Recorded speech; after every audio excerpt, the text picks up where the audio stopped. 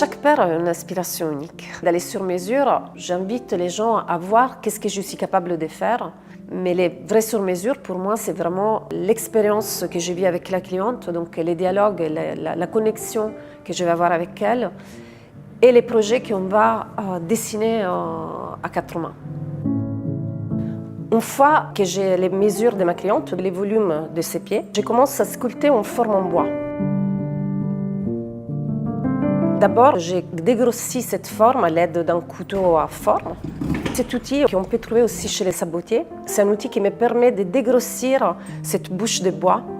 C'est un travail qui est physique, en même temps c'est un travail de sculpture, donc c'est un travail qui est magique parce qu'on démarre par une forme qui est sans forme et petit à petit, au bout de quelques heures de travail avec ces couteaux, on passe à l'étau où avec les différentes râpes, je peux attendre en fait, des lignes qui sont de plus en plus proches du modèle que j'ai envie de réaliser pour la morphologie de la personne et aussi l'esthétique qu'on a décidé pour ses futurs souliers.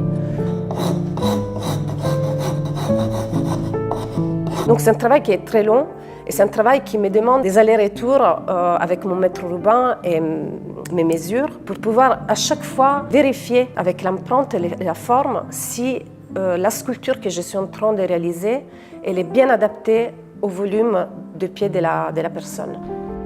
Une fois que le modèle est dessiné sur cette forme, j'essaie de traduire les modèles du coup, qui est en volume sur la forme sur un papier. C'est ce qu'on appelle le patronage. J'ai créé un patron plan d'abord, c'est la partie en craft qui me permet vraiment de suivre la ligne de la forme. C'est grâce à cette patron plan que je peux dessiner la botte dans ces cas-là.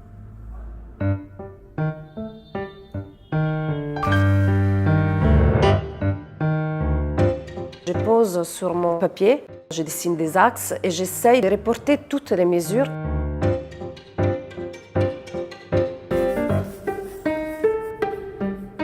Les volumes du pied, les volumes du mollet et la hauteur de la botte qu'on a décidé avec la cliente.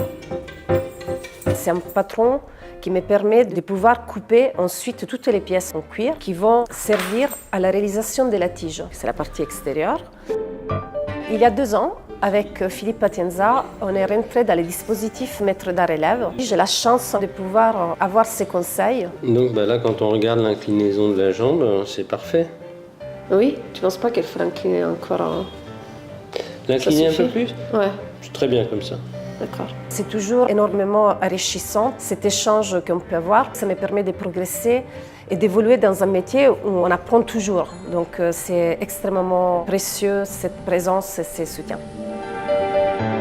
Pour ce modèle-là, il y a un travail de tige qui est conséquent parce qu'il y a tout un tas d'empiècements et les cambrages au fait de l'empeigne, c'est la partie devant de la botte que je vais cambrer à la cambreuse guillotine. C'est un outil très ancien.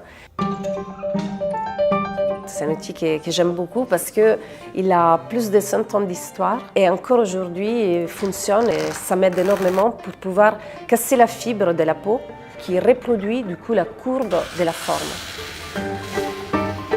Et ensuite je passe au piquage.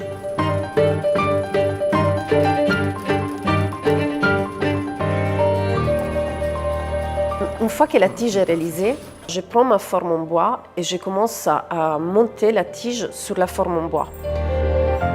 À l'intérieur de la tige, on a une série de renforts, les contreforts, les ailettes et les budures. C'est le squelette de la chaussure.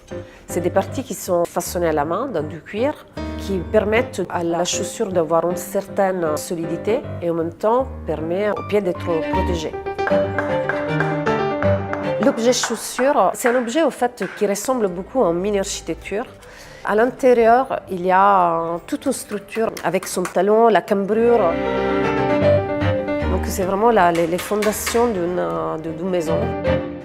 Dans ces métiers, il n'y a pas de raccourcis, c'est plus une quête de perfection. Pour moi, la chaussure sur mesure, c'est faire sentir une femme belle, à l'aise et surtout en phase avec elle-même.